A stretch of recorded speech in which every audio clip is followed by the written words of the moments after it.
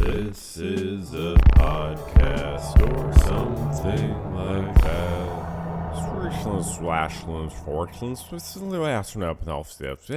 Welcome to the Verbal Journal podcast. It's the reverse episode. That's right, it's the reverse episode. So we will be starting with what we usually do at the end, which is the screen time report. That's right, we were getting a lot of people saying, hey, my favorite part of the episode is when you give the screen time report of your weekly screen time use on your phone and then make no comments about it, or 0 to 1 comments about it. But I usually can't sit through all the stuff before that. So could you bring that to the beginning of the alphabet here, beginning of the podcast? So yep, weekly screen time report. Hello and welcome to the Verbal Journal podcast, episode 36. Fuck, I should say that at the end if it's the reverse episode. All right, let's take it from the top again. No, I'm not actually going to take it from the top again. We're too far in. What is this? We're 1 minute in, or 1 minute from the end, I should say, if we're, doing this reverse-wise. So screen time report. Okay. No way. What the hell? So my daily average is 41 minutes of screen time per day on my phone, but it says 1 hour and 42 minutes less than last week's daily average. Are you kidding me? Last week's daily average was 2.5 hours on my phone every day. How do we pull that up? Weekly report, September. How do you go to the previous week? No, you can't. Because God forbid I want to collect data on myself. You can only see this. Why even say the date if you won't let me go to a different date? All right, so that was the screen time report. I hope you enjoyed that. Yeah, that was one of the more interesting screen time reports for sure. Yeah, lots of very interesting stuff to talk about today. Tons, I would say. Just an enormous amount. So in reverse order, screen time report, then next we have, let's do the, we don't always do this at the end, but we should. This is the, because it entices people to listen longer. This is the mailbag. So you can write into verbaljournalpodcast@gmail.com. Okay, we got second question from Royce. Subject line, question for the pod 2. Wow, it's the sequel. Thank you so much, Royce. So Royce says, hello there. Little question related to the Tim Heidecker series and films in general, which I've been talking about lately on the Verb Journ pod. So many films on the watch list you haven't seen yet, but are there famous, popular, or even obscure films you have seen you could talk about a bit? Ooh. Just to get the juices flowing, here's some I picked from the 250 IMDb top rated. This is going to be funny because when I was going through the On Cinema, it was like a very specific time period. So it was interesting to see what I had seen and what I had not seen in that specific time period. Now these are the top films. Okay. Shawshank Redemption. I don't believe I've seen that. I think I've seen clips of it. It's the prison one, right? I think I've seen like the ending. Like a friend was like watching the ending or someone on a plane or something. The Godfather. I have not seen it. The Dark Knight. I saw that one. When it came out. That was a big event. 12 Angry Men. I have not seen. Schindler's List. I haven't seen. I heard it was very sad. Lord of the Rings. I've seen at least one of them. I think I might have left the first one, or I just really didn't like it. It just wasn't my vibe. Pulp Fiction I've seen, but I was very tired and I didn't really appreciate it, and I thought it was kind of overhyped. But again, I was very tired. I think I might have fallen asleep during it. The Good, I haven't seen that one. The Bad, I haven't seen that one. And The Ugly, that's an interesting name for a movie. I have not seen the movie And the Ugly. No, I'm just joking. The Good, the Bad, and the Ugly, I actually, now that I think about it, I do remember someone putting that on at some point. It was a very random situation, but I did actually watch at least part of that. Forrest Gump I've seen for sure. Fight Club I've seen. That's good. Star Wars I have seen like a few of them, maybe not really. Maybe like I might have only seen one, like Rogue One or whatever. Indiana Jones, I definitely saw one of those, the one with the ball that rolls and he has to run away from the big ball that's rolling after him. The Matrix, I've seen all of them, I believe. Yeah, because my old roommate and my old friend, we had like a whole thing where we got together and we watched like all the Matrix movies. The Hangover, I have seen. Wow, this is an interesting list. That's part of the 250 top rated IMDb. I mean, The Hangover is funny, I guess, but I don't know. Yeah. Goodfellas, I have not seen. It's a Wonderful Life, I haven't seen, but I know the idea. Psycho, I haven't seen, but I do like taking showers. That's the one where they take a shower, right? Silence of the Lambs, I do think I saw as a kid. It was good. It's, scary and stuff. Puts the lotion on the skin and stuff. Spirited Away, I have seen. I definitely watched that with like my partner when I was like 19 or something, and it was beautiful. And Tim and Eric's film, I don't think I've seen. I mean, did they work on that like what was that Will Ferrell one where he like owns a mall? Will Ferrell owns a mall. Tim and Eric's $1 billion movie. It was a Tim and Eric movie. Yeah. So I've seen that one. It was funny. That was like, way before I watched any of their, or like I didn't watch, on cinema. Okay. As far as the question, there are definitely a lot of films I like.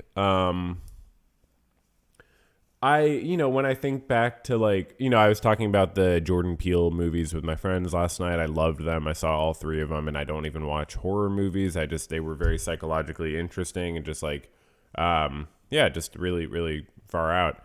I would say that I like, psychological or like conceptual films. That film Coherence that came out of like 5 or 10 years ago. Coherence 2013. That was a very interesting movie. Very, very interesting. I'd really recommend that. And yeah, I talked about Ex Machina. I really enjoyed that. So, I mean, there are all kinds of movies I like. I mean, I saw that. I'm just sort of randomly going through my memory. That movie Boyhood I saw in theaters. That was really powerful. There are lots of movies I enjoy. I'm trying to think of like what's worth kind of going into. But yeah, and I certainly love comedies like, I don't know, all the classics like Step Brothers and I don't know. I think I just for some reason like I guess I don't have the motivation to sit down and watch one alone. I've realized that that's a huge factor. Like I have friends and I just like don't watch movies with my friends, and then for some reason like that, I don't watch them alone either. I should start putting them on in the background instead of rewatching like on cinema and stuff. But yeah, I mean, there's lots of films I really like the Coherence one I mentioned. I just loved because it was like very conceptually interesting. I like movies where you genuinely like don't know what's happening or what could happen, and it really does throw you off and like just disorienting. That's sort of what I like in art in general, and then it sort of clarifies in some way. That's surprising. So yeah, I don't know. I probably could have thought of something more useful to say, especially since I don't get people writing into the podcast a lot. It's like you got to say something kind of meaningful. What's a famous movie that I liked? I mean, some of these are very famous.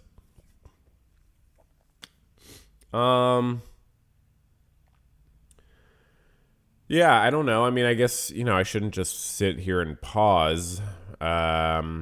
I'll tell you the movies on my list of movies to watch, and this list has not gotten shorter in quite a long time. It hasn't even gotten longer in a while. Like, it's just stayed. Wait, there's a football game on right now? It's 10 a.m. Eastern. Oh, they're playing in another country. Oh, they make them do that. That's so weird. International series. They fucking fly all the players to... Where are they right now? I don't care. Whatever. What was I doing? Okay, let me pull this up. I'll pull up the document. Oh God, where even is it? Movies. Pig, Michael Clayton, being it says being not Malkovich, being John Malkovich, The Living Wake, Patterson, Annette, Belfast, Sound of Metal, Mass, Petite Maman, The Warriors, A Million Ways to Die in the West, Sicario, Old Boy, and The Master. Those are movies I would like to watch. So if you've seen any of those, don't spoil them, or else you're banned from listening to the podcast forever. Okay. Okay, now in continuing the reverse Florks, now we are getting to the chess segment. The chess segment, cool news. So I was saying that I got my rating up past 1,500, so now I don't qualify for the under 1,500 tournaments on Lichess. So now I played in an under 1,700 Super Blitz, 3 minutes each. And I was like, oh, not going to do well in tournaments for a while. But I did well, actually. So I played in this one. This is a few nights ago. I played in the under 1,700, and I'm only rated 1,540, so, pretty low compared to the other people. So I have to play people a lot better than me. And I did really well. I won 2, 3, 4, 5, 6, 7, 8. So I won 8, I lost 2, and I drew 1. And I came in third out of 239 people. So that's really good, I only lost 2, and then I won a lot of sequential ones. So, yeah, good for me. Coming in third. So that's the chess update. It's not a great segment. Okay, and now we are Flash and Florks in the general comment section. Ready for the general comment section. Actually, some cool updates. So it's funny, really funny to me how this podcast actually has become somewhat themed. Like, if I was thinking about it the other day, like if I wanted to, I could download and re-edit. I wouldn't have to download, but I could re-edit like 5 or so of these episodes into like, it could be a podcast specifically about the biographies of artists, like my journey through reading these different biographies of artists. It's not going to become that because I don't want to make it all about that. But it's wild to me how much I've developed this passion for this, and then it's really made it it's been the perfect talking point here. Because we've been exploring what it means to make art since sort of the beginning of the pod back in January or so. It's October now. Is today October? Yeah, October 1st. And so, we've been exploring it, and I've been, I went through all my YouTube stuff. I talked about when it felt like making art on YouTube and when it didn't, and we really explored that a lot. So it's been really interesting. So I've been reading. I got some new artist biographies. I got a few. Okay, so I got a book about Picasso by Gertrude Stein, who is a famous writer. And I believe her husband was an art dealer, and she was also friends with a lot of artists. So I knew her name. I'd seen her name around, and then I just knew her name from these artist biographies. She was mentioned several times. So she was a novelist, poet, playwright, and art collector. Born in Pennsylvania, she moved to Paris in 1903 and made France her home for the remainder of her life. So questionable judgment. No, I'm just kidding. For some reason, making fun of France is just funny to me. Okay. But yeah, she was friends with Picasso, Hemingway, F. Scott Fitzgerald, Sinclair Lewis, Ezra Pound, Sherwood Anderson, and Henry Matisse. But she was very close with Picasso, who did a painting of her, which is extremely good. And yeah, I found this book from 1938 or something that she wrote about her friendship with Picasso. But I gotta say, y'all, it's a good idea, Gertrude Stein book on Picasso. There's something wrong with the book I got. I've never seen this before ever. So it's translated from French. It is translated very badly. Okay, hold on. Wait, let me grab it. 1 sec. I'm not going to edit. So you're just going to sit there for 2 seconds. 1 sec.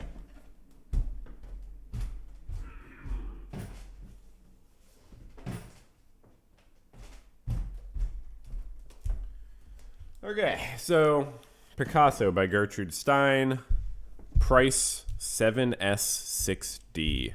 Wow, that's pretty cheap in this economy. No, the answer is no. In 1938 economy. It's like one of those books. It's so old. It has like other books advertised like in the front and back of it. Like books like about art, like sort of barely related.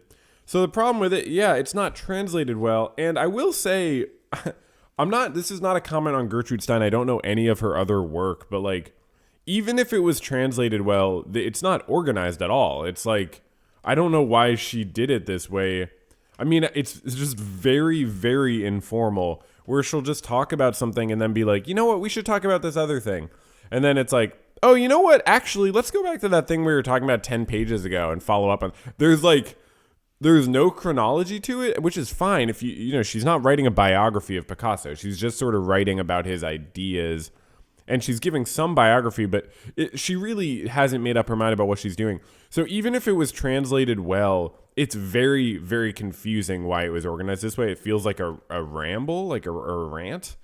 But it's translated so badly, it makes her seem like a very, very bad writer. Like, this is one sentence, okay? Are you ready for this? This is one sentence, okay? Page 15 in the book I have. One sentence, ready? Gertrude Stein on Picasso. Really, most of the time, one sees only a feature of a person with whom one is. The other features are covered by a hat, by the light, by clothes for sport, and everybody is accustomed to complete the whole entirety from their knowledge. But Picasso, when he saw an eye, the other one did not exist for him, and only the one he saw did exist for him. And as a painter, and particularly as a Spanish painter, he was right. One sees what one sees. The rest is a reconstruction from memory, and painters have nothing to do with reconstructions. Nothing to do with memory. They concern themselves only with visible things, and so the cubism of Picasso was an effort to make a picture of these visible things, and the result was disconcerting for him and for the others. But what else could he do? A creator can only do one thing. He can only continue. That is all he can do. What the fuck, bro? What the fuck, man? Like, seriously? Seriously? I just found that by opening the book. Like, I read the whole thing. It's very short, and I was thinking, I'm going to mention this on the pod, but should I choose a quote now or find one when I do the pod? It'll be hard to just find one. I just found one, and that was way longer than any I remembered. That was one sentence, you all. And, like, I don't even know what to say because, like, I think that does reflect on Gertrude Stein. Like, they don't usually take out punctuation in translations. I just don't understand it. Like, so I've read Kafka's. I'm a huge fan of Kafka, and he's well known for having very long sentences too. I would say Kafka probably does have a sentence or two that long, but they actually work grammatically, and the translators put effort into making them actually work grammatically with presumably how they worked in German when he wrote them. You can make a sentence that long technically, but you could hear from the way I read it, that was not one sentence at all. All right, I'm going to take a deep breath and try it again.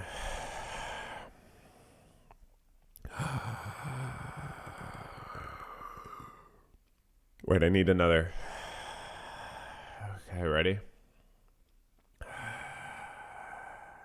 Gotta exercise more.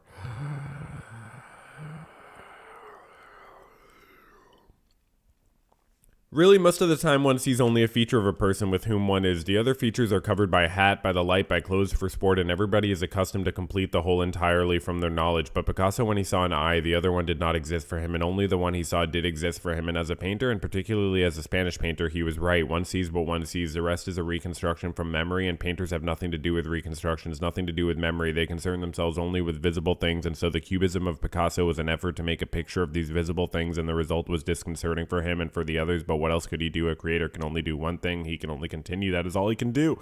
Let's fucking go. I did not think I was going to be able to do that. Wow. So as you can tell, like, Gertrude Stein is very intelligent. Like, there's definitely an idea there. and she makes a lot of like interesting ideas in the book, I guess, but they're just totally disconnected.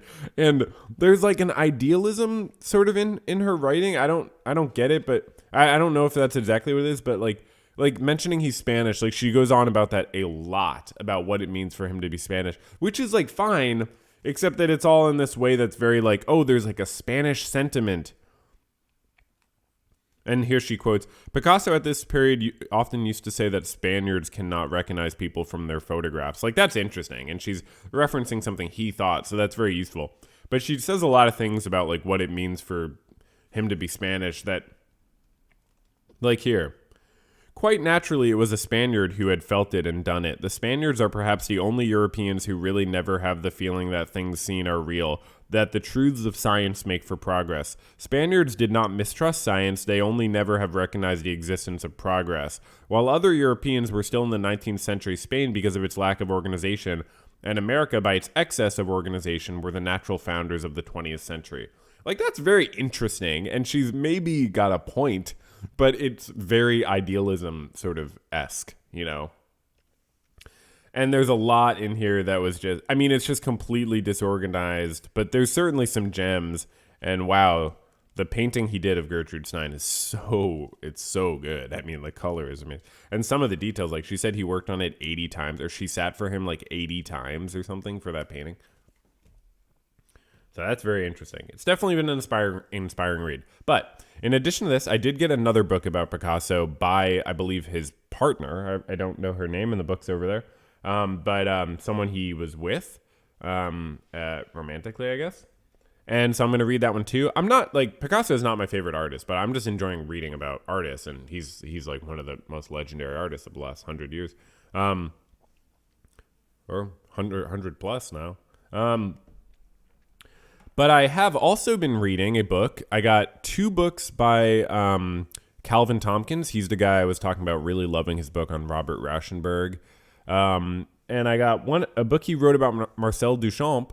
And I actually have a video on my YouTube channel about Cody Johnston, which talks about Marcel Duchamp a bit. I should change the title of it. It's a really bad title. Let me do that right now live on the pod. I was just thinking about this video title the other day. I can never figure out what to call this video. It's an older one on the channel. It's called Cody Johnston and Disturbing Art, but that's like too... I mean, it is about a tweet Cody Johnston sent, but it's like, it's not all about Cody. Like, yeah. So Cody Johnston, Marcel Duchamp, and Disturbing Art. There we go. Okay. Wait, let me... Okay.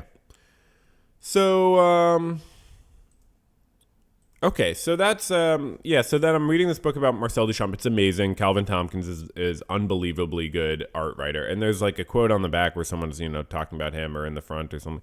And they're talking about how he's the best art writer of the times. And they put it really, really well and explain how he's just such a joy to read. And I was like, okay, cool. So it's not just me. I didn't think so. Like, he's just an incredibly, incredibly good writer. And like Gertrude Stein's book on Picasso, like, translation or not, like, there's all these times like she doesn't give you details you would definitely want, and like she doesn't seem to have a sense of what an average reader would want, I guess, because she's just giving her experience with Picasso and her really specific take on Picasso. Calvin Tompkins is writing for like anybody, and that's good writing in my opinion, like to make it so like people, not that it's simple, but that it's like it speaks to the natural thoughts you're having as you're reading it, and it fills in an amazing amount of detail. So I'm loving it. I'm fucking loving it. I'm so happy to have a good book to read. And yeah, I've been enjoying that, and life's good with that. So yeah, lots more to talk about with more artist biographies. Is there anything from the Marcel Duchamp book I want to share today? Not really.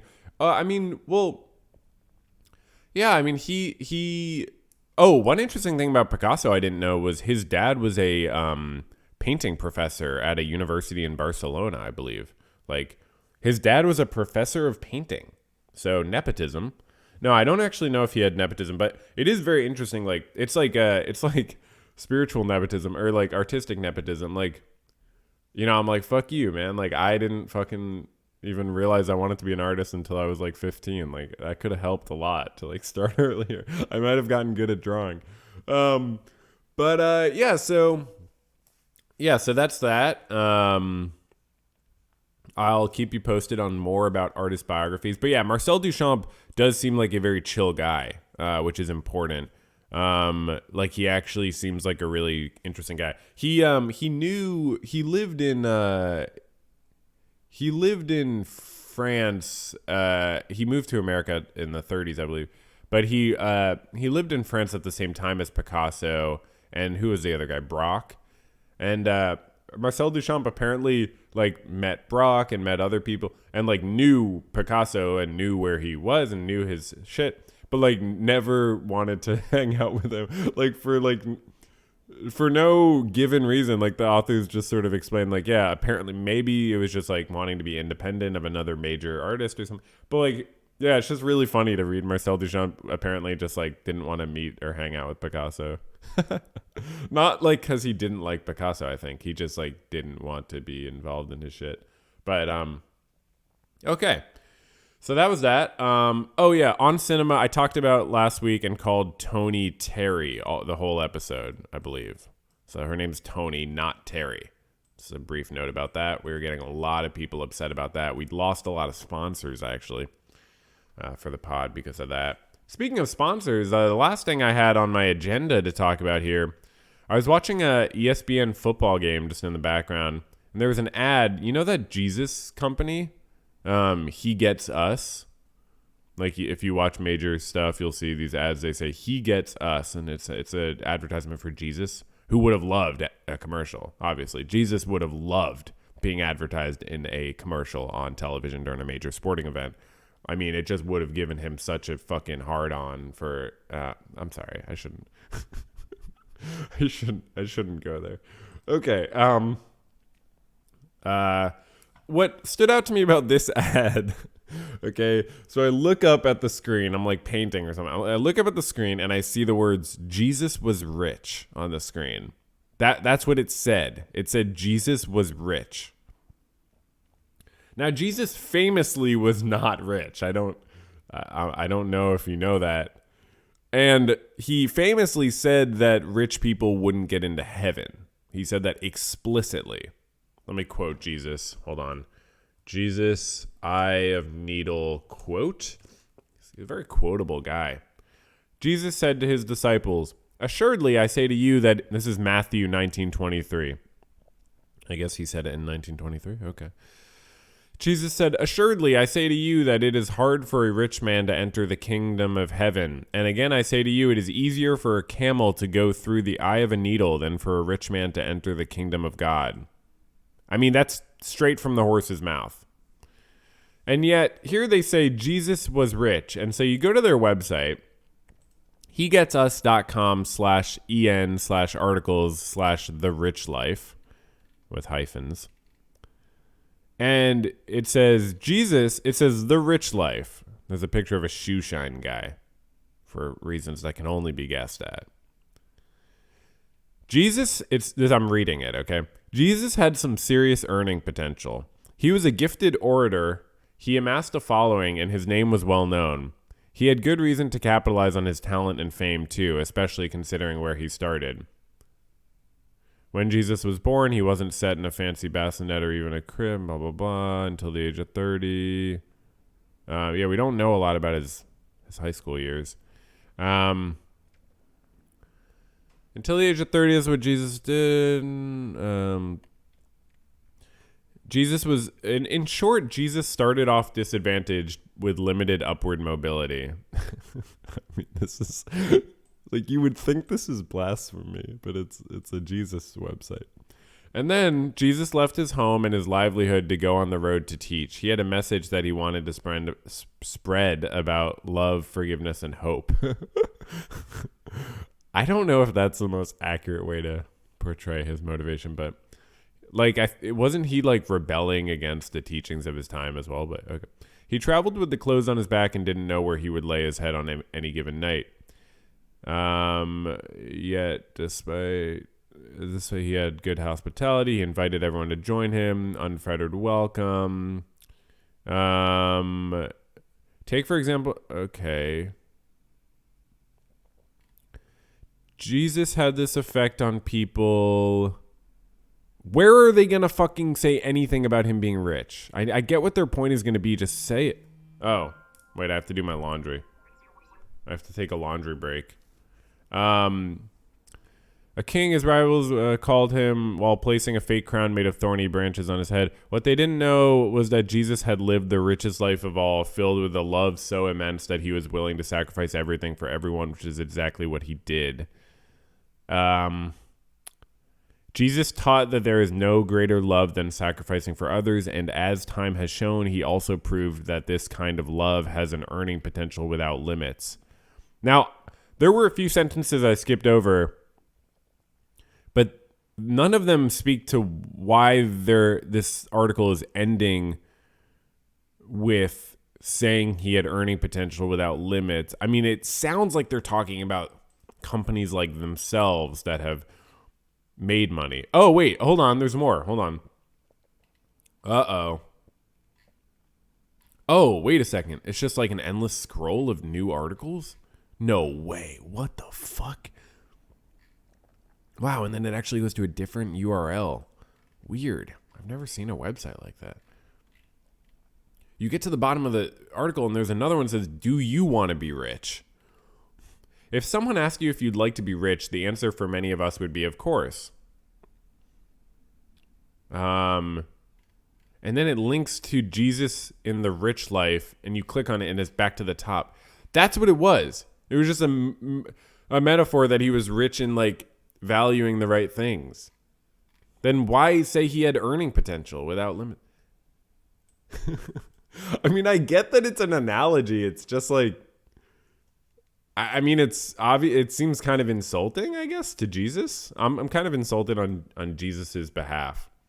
I don't have anything else to talk about today, y'all. I mean, I could go do my laundry and come back and kind of shoot the shit, but I don't really have anything else to talk about. I think we might call it a short one for today. Oh, it's not that short, 30 minutes. Okay. Well, this was great. Have a good rest of your day. I'm going to get to painting and maybe do some other crapola. But I hope you enjoyed the VJP, and I'll see you on the other side. All right, goodbye. This is a podcast or something.